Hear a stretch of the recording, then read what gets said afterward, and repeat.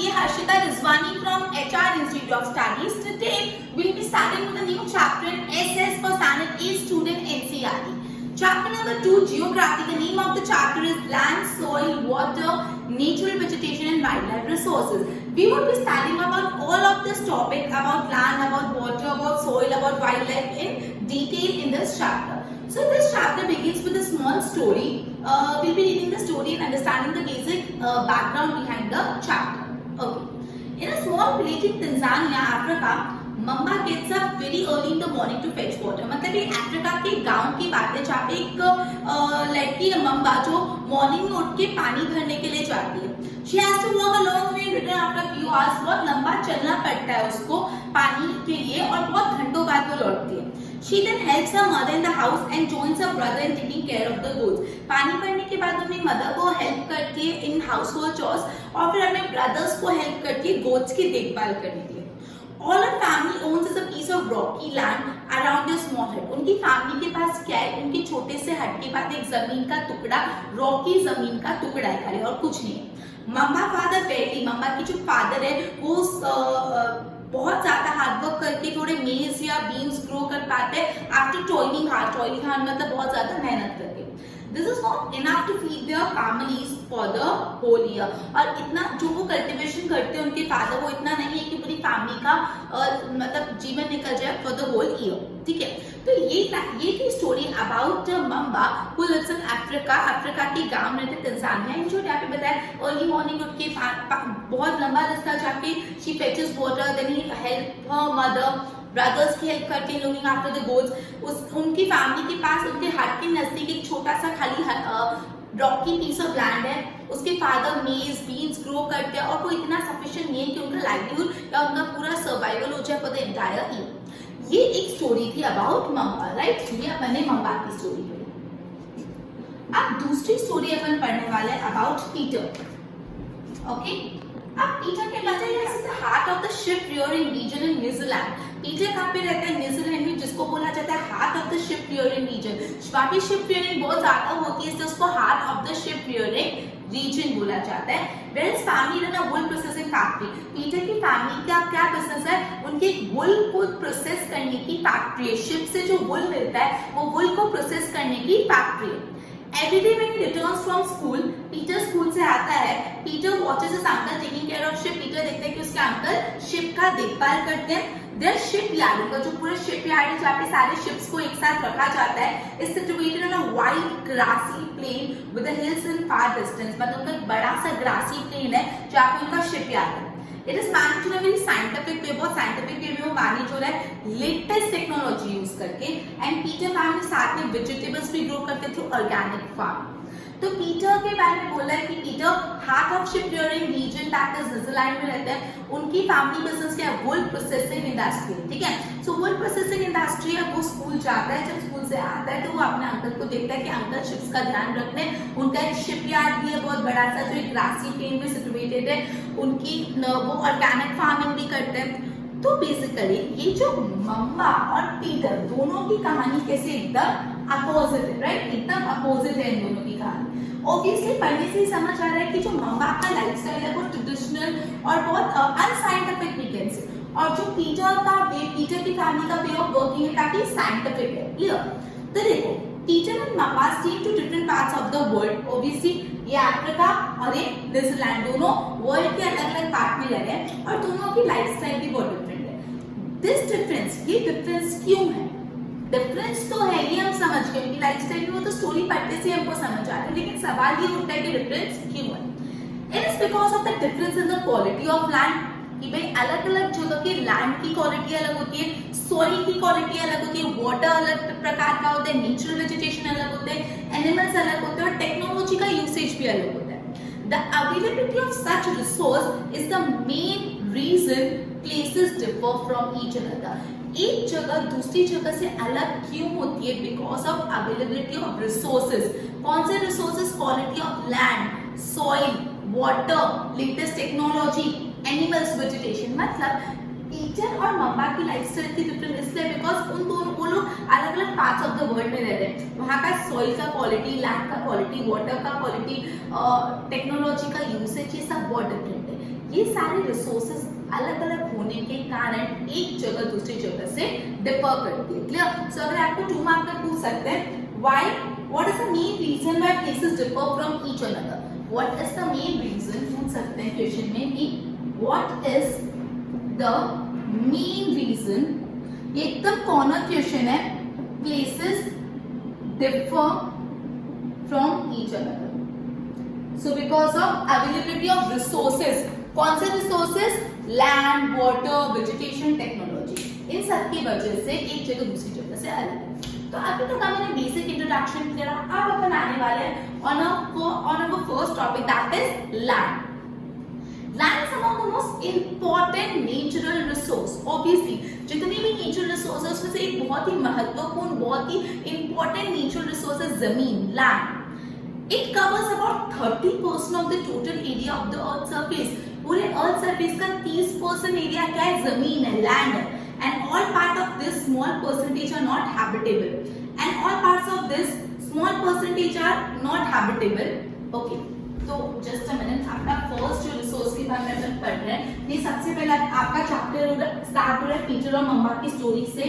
उसके बाद first resource के बारे में अपन पढ़ने वाले हैं, जिस फर्स्ट रिसोर्स लैंड। तो लैंड में अपन ने पढ़ा कि मोस्ट इंपॉर्टेंट रिसोर्स है, one of the most important, और 30% जो टोटल सरफेस एरिया है वो लैंड से कवर है। क्या? The animal distribution of population in different parts of the world is mainly due to the varied characteristic of land and climate. Okay, अपना अलग अलग पार्ट्स ऑफ द वर्ल्ड में जो पॉपुलेशन का डिस्ट्रीब्यूशन है बहुत अनइवन है, मतलब कहीं जगह ज्यादा पॉपुलेशन कभी कहीं कम। मतलब यूजुअली जो प्लेन्स होते हैं वहाँ पे पॉपुलेशन ज्यादा होती है, जो माउंटेन रीजन होता है, हिली रीजन होता है, वहाँ पे पॉपुलेशन कम होती है। सो बेसिकली जो अनइवन डिस्ट्रीब्यूशन ऑफ पॉपुलेशन, ये कहीं कुछ पार्ट ऑफ द वर्ल्ड में पॉपुलेशन ज्यादा, कुछ पार्ट ऑफ द वर्ल्ड में पॉपुलेशन कम, ये क्यों होता है? Because of the varied characteristic of land and climate.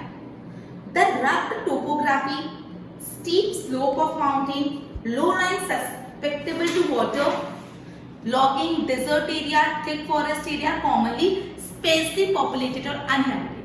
मतलब आपको बोला यूजुअली कौन से एरिया sparsely populated होते हैं, sparsely populated या तो uninhabited, मतलब जहाँ पे लोग यूजुअली रहते ही नहीं है या तो कम रहते हैं। कौन कौन से ऐसे जगह है? जस्ट हमने डेजर्ट एरिया हो गया, ठीक है, डेजर्ट एरिया में आपको पता है कम रहते हैं लोग। थिक फॉरेस्ट एरिया, ऐसा एरिया जहाँ पे घने घने फॉरेस्ट है, थिक फॉरेस्ट एरिया। जाके टोपोग्राफी एकदम रग्ड हो, रग्ड टोपोग्राफी। ओके, उसके बाद बोला है स्टीप स्लोप, जहाँ पे स्टीप स्लोप्स हैं वैसी जगह। लो line area susceptible to water, जो लो लाइन एरिया होता है, जो बहुत निचली स्थल का एरिया होता है, लो लाइन एरिया, जो बहुत नीचे लेवल पे एरिया होता है, जहाँ पे पानी आने के चांसेस हाई होते हैं। तो ये यूजुअली एरिया होते हैं जो स्पेसली पॉपुलेटेड या अनइनहैबिटेड होता है। तो ये 1 मार्क्स में पूछ सकते हैं कि यूजुअली कौन से एरिया स्पार्सली पॉपुलेटेड या अनइनहैबिटेड होते हैं, मतलब जहाँ पे यूजुअली लोग नहीं रहते या कम रहते। अब कौन से एरिया होते हैं ना? Plains, rivers, The plains and river valley offer suitable land for agriculture। ये अपन को पता है, अपन हिस्ट्री में भी कब से पढ़ते हैं कि जो हमारी सिविलाइजेशन डेवलप हुई, हड़प्पा सिविलाइजेशन, ये जो इंडस वैली सिविलाइजेशन है, ये सब रिवर के नजदीक होते थे। क्यों रिवर के नजदीक होते थे? बिकॉज पानी वहां पे होता था और पानी की अवेलेबिलिटी से एग्रीकल्चर करके वो लोग अपना लाइवलीहुड करते थे। तो ये जो रिवर वैली एरिया होता है, जो प्लेन्स होता है, वो वहां पे वो चीज बहुत अच्छी होती है एग्रीकल्चर के लिए। इसलिए ये प्लेसेस यूजुअली कैसी होती है? Densely populated area. तो स्टूडेंट्स अगर आपको पूछे कि भाई डेंसली पॉपुलेटेड मतलब ज्यादा लोग कहाँ पे रहते हैं, डेंसली पॉपुलेटेड एरिया के बारे में आपको पूछे तो usually plains and river valley.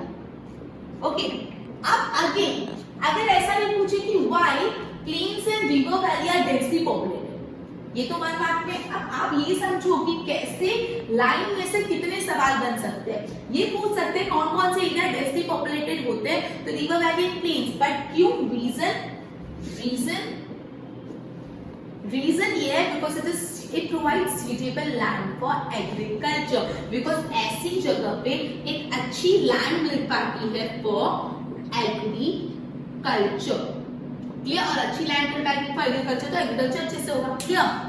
Okay, अब लैंड के टॉपिक में आगे कंटिन्यू करते हैं. Land use. Land is use for different purpose. अब लैंड तो बहुत सारी चीजों के लिए यूज कर सकते हैं. कैसे? एग्रीकल्चर कर सकते हो, फॉरेस्ट्री कर सकते हो, माइनिंग जो खोदते हैं माइनिंग करते हैं, बिल्डिंग हाउस घर बना सकते हो, रोड बना सकते हो, इंडस्ट्री बना सकते हो. This is commonly termed as land use. कितना सिंपल बात कि लैंड यूज क्या होता है. लैंड यूज क्या होता है? तो लैंड कॉमनली एग्रीकल्चर के लिए, फॉरेस्ट्री के लिए, माइनिंग के लिए, इंडस्ट्रीज बनाने के लिए, रोड्स बनाने के लिए, बिल्डिंग्स बनाने के लिए यूज होता है. This is called land use. ठीक है? Can you list the different way in which mamba and Peter. Okay, तो सिंपल सी बात है. लैंड यूज में बहुत ही आसान सी बात है. लैंड यूज तो लैंड यूज कहाँ हो सकती है? तो एग्रीकल्चर के लिए, फॉरेस्ट्री के लिए, माइनिंग, ओके, फिर हाउस बनाने के लिए, रोड बनाने के लिए, फैक्ट्रीज बनाने के लिए, एंड फॉर अदर पर्पस. तो ये कॉमनली लैंड यूज है. अब नेक्स्ट सवाल है, the use of land is determined by physical factor. अब लैंड कैसे और कहाँ यूज होगी वो उसको भी बताने के लिए कुछ फैक्टर्स है. कौन सा फिजिकल फैक्टर है? जैसे लैंड की टोपोग्राफी कैसी है, लैंड पे सॉइल कैसी है, उस लैंड पे, उस लैंड का क्लाइमेट कैसा है, वहां पे मिनरल्स और पानी की अवेलेबिलिटी कितनी है. Okay, human factors such as population and technology are important determine for land use factor. Just समझ में इसको थोड़ा इजी कर देती हूँ. ये लैंड यूज को आप समझिए.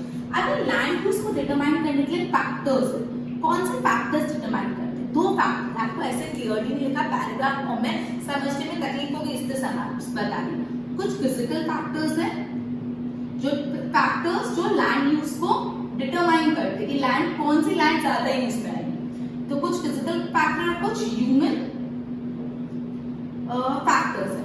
ओके, तो फिजिकल फैक्टर्स कौन से जो लैंड यूज डिटरमाइन करते हैं? तो उस लैंड की टोपोग्राफी कैसी है, क्लियर, सॉइल कैसा है, क्लाइमेट कैसा है, मिनरल्स एंड वाटर की अवेलेबिलिटी. ओके, और ह्यूमन फैक्टर्स कौन से? तो ह्यूमन फैक्टर्स कौन से होंगे?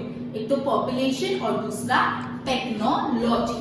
Population and technology. अब स्टूडेंट्स ये वाला जो आंसर है इसको फिल इन द ब्लैंक्स पूछने में हाई चांसेस और इसको 1 मार्क में. कैसे?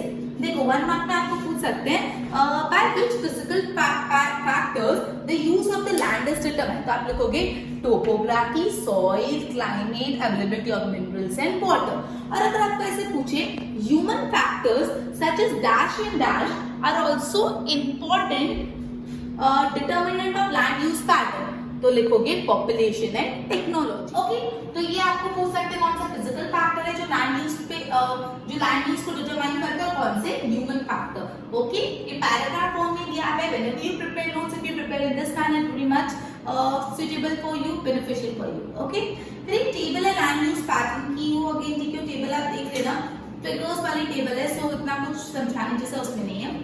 आगे मैं नेक्स्ट पेज पे जा रही हूँ, पेज नंबर 11 पे. Land can be classified on the basis of ownership. Land को ओनरशिप की बेसिस पे क्लासिफाई कर सकते हैं, दैट इज प्राइवेट लैंड और कम्युनिटी लैंड. ओके स्टूडेंट्स, नाम समझने से पता चल गया प्राइवेट लैंड मतलब खुद की लैंड, कम्युनिटी लैंड मतलब सबकी लैंड. ठीक है, बट ओके अपन इसको देखते हैं. Just a minute. ओके, तो अपने लैंड यूज, लैंड क्या होता है, लैंड यूज देखा, फैक्टर्स ऑफ लैंड यूज देखा. अब अपन कैटेगरी ऑफ लैंड्स देखते हैं.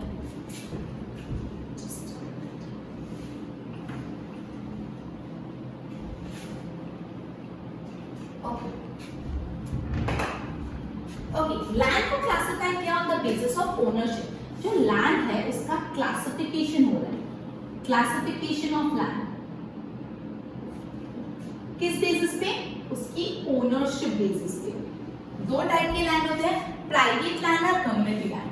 पहला लैंड है private land and the other one is community land. Okay, तो अगर अब आपको पूछे इसमें ऐसा पूछे गिव क्लासिफिकेशन ऑफ लैंड, तो आप उसी का कंफ्यूज हो जाओगे कि टेक्स्ट बुक तो अपन पढ़ते हैं नहीं अच्छे से, तो क्लासिफिकेशन ऑफ लैंड तो कोई इंपॉर्टेंट ऐसा बड़ा सा टॉपिक आपको दिखा नहीं, बट अंदर अंदर है क्लासिफिकेशन ऑफ लैंड. तो classification of land, private land and community land. Classification of land on the basis of ownership. Now private land is owned by individual, whereas community land is owned by the community for a common use, like collection of fodder, fruits, nuts, medical herbs. मतलब private land वो land होती है जिसको एक particular individual use करता है. It is owned and used by an individual. Private land की ownership किसकी होती है? It is owned by individual. It is owned by individual. एक इंसान उसका ओनर होता है. और जो कम्युनिटी लैंड होती है उसका कोई एक ओनर नहीं होता. Community land owned by the community of community मतलब बहुत सारे लोग फॉर कॉमन यूज. तो इसकी ओनरशिप किसकी होती है? Owned by community for common use. ठीक है, कॉमन यूज मतलब इसको सब यूज कर सकते हैं. ठीक है, जैसे collection of fodder, fruits etcetera. These community land are also called common property resource. इसका दूसरा नाम दिया था AKA. इसका दूसरा नाम है common property resource. Community land का दूसरा नाम है also known as common property resource. तो what is the other name of community land? तो you will write common property resource. नाम समझ ना, कॉमन प्रॉपर्टी. तो नेक्स्ट कॉमन प्रॉपर्टी लैंड पढ़ा. People and their demands are ever growing, but the availability of land is limited. लोगों की तो demand बढ़ती जाएगी लेकिन लैंड तो लिमिटेड है. लोगों की डिमांड बढ़ेगी, पीपल की जो डिमांड्स है कॉन्स्टेंटली इंक्रीजिंग, लेकिन लैंड की जो अवेलेबिलिटी है वो बहुत लिमिटेड है.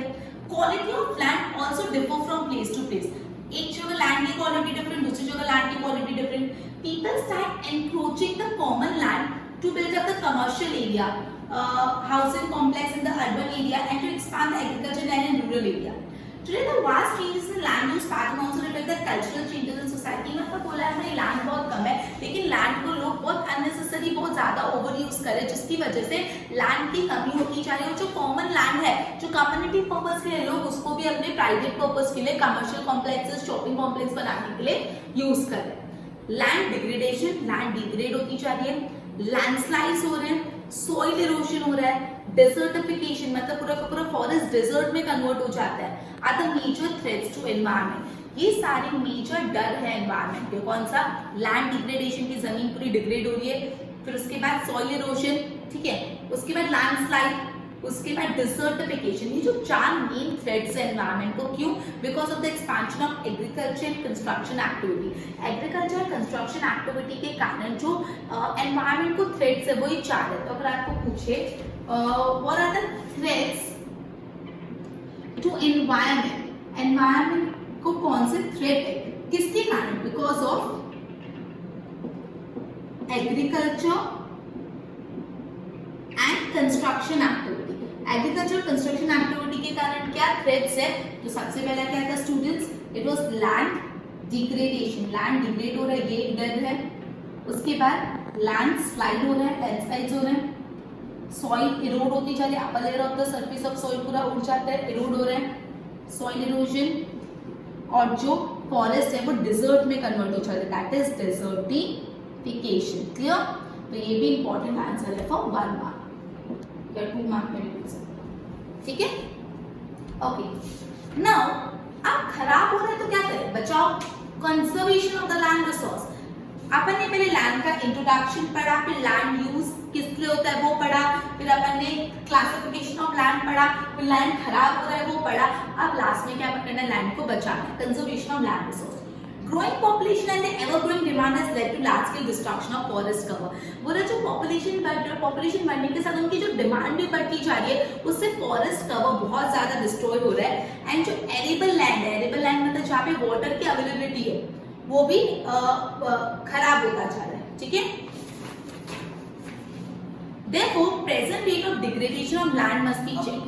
तो अब जिस रेट पे आज लैंड डिग्रेड हो रहा है हमको वो कंट्रोल करना पड़ेगा. लेकिन कैसे? अफॉरेस्टेशन करो, ज्यादा से ज्यादा ट्री ग्रो, फॉरेस्ट एरिया बढ़ाओ, ट्री ग्रो करो. लैंड रिक्लेमेशन, जो लैंड खराब हो रही है उसको रिक्लेम करो. Regulated use of chemical pesticides. जो केमिकल पेस्टिसाइड्स उसको यूज तो करो लेकिन उसका रेगुलेटेड यूज करो, मतलब एक लिमिटेड क्वांटिटी में और जब जरूरी हो तभी. ठीक है, चेक ऑन ओवरग्रेजिंग की बहुत ज्यादा ओवरग्रेजिंग से क्या होता है पूरा फॉरेस्ट कवर डिस्ट्रॉय हो जाता है ग्रेजिंग के कारण, तो ओवरग्रेजिंग नहीं हो उस पे भी आपको चेक रखना है। ये कुछ कॉमन मेथड है to conserve the land resource. तो students again one more question, ये कौन से कॉमन मेजर्स हैं to conserve the land resource? ये बहुत इंपॉर्टेंट आंसर है, ठीक है। तो कौन कौन से मेजर से लैंड खराब हो गया तो अफॉरेस्टेशन करो, फॉरेस्ट वापस लाओ, लैंड को रिक्लेम करो, जो लैंड यहाँ पे डिग्रेड हो रही है उसको रिक्लेम करो, ठीक है। उसके बाद रेगुलेटेड यूज करो, कौन सी चीज का? केमिकल, पेस्टिसाइड्स और फर्टिलाइजर का, मतलब पेस्टिसाइड्स और फर्टिलाइजर का रेगुलेटेड यूज करो बट एक रेगुलेटेड मैनर में, ओके। और चेक ऑन ओवरग्रेजिंग, ओवरग्रेजिंग का ध्यान रखो, ओवरग्रेजिंग पे कंट्रोल करो। तो ये क्या है? कॉमन मेथड्स हैं to conserve land resource, okay students. ये बहुत ही इंपॉर्टेंट आंसर है फॉर 1 मार्क और 2 मार्क। तो सबसे पहला क्या था अपना? सबसे पहले था अफॉरेस्टेशन, ओके अफॉरेस्टेशन। सेकंड, अब ये सारे लर्न होने चाहिए, एक आधा बोल के मैं ऐसे चल लेके नहीं चलेगा। अफॉरेस्टेशन, फिर लैंड को क्या करना है? रिक्लेमेशन। लैंड रिक्लेमेशन के बाद एक रेगुलेटेड यूज करो, रेगुलेटेड यूज किस चीज का? Regulated use pesticides and fertilisers का, ओके। उसके बाद किस चीज पे चेक रखना है? On overgrazing. तो ये मेथड्स थे फॉर कंजर्वेशन ऑफ लैंड। तो ये अपना पूरा टॉपिक था about land, okay. Just a minute, okay. Soil का टॉपिक स्टार्ट कर लेते, टच कर लेते उसको, उसके बाद अपन मैं आपको क्वेश्चन आंसर्स पूछूंगी, then we will be ending our session, okay. तो let's start with soil. Soil का सिर्फ इंट्रोडक्शन ही दे रही हूं अभी मैं, जिससे आपको एक आइडिया लग जाए।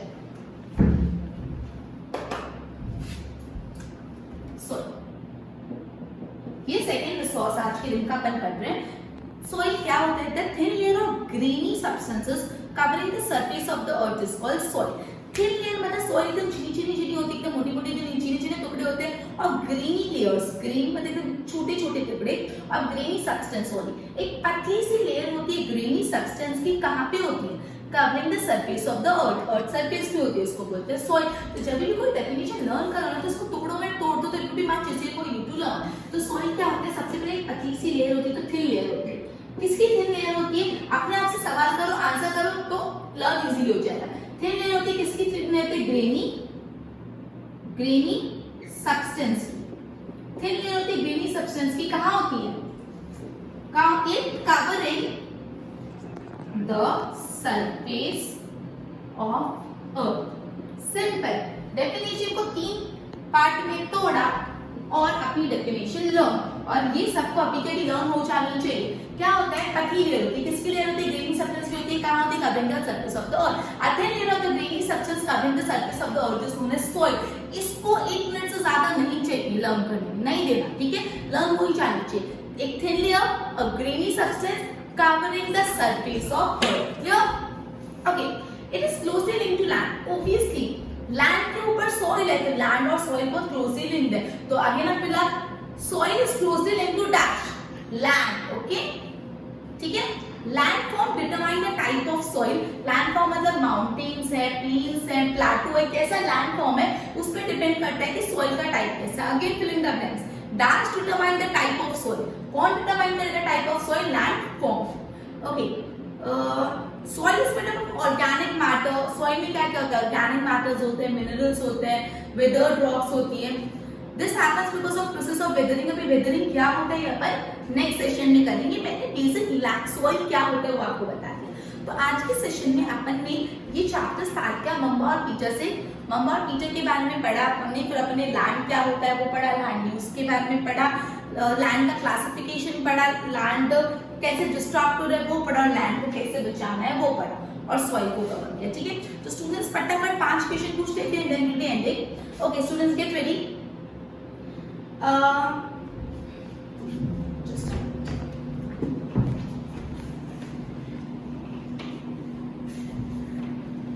चलो, dash percentage of the earth's surface is covered by land, and your time ends in 3, 2, 1, and the answer is 30%. Okay, next question. What is the other name of community land? What is the other name of community land? And your time ends in 3, 2, 1. Common property resource. Okay. Next question. Okay, next question is what are the methods to conserve the land? And your time ends in 3, 2, 1. It is afforestation, land reclamation, regulated use of chemical fertilizer and pesticide, and check on overgrazing. Last question, define soil. So the thin layer of grainy substance covering the surface of earth is known as soil. Okay, with this will be ending our lecture and continue with the further discussion on the soil in next session. Till then, goodbye.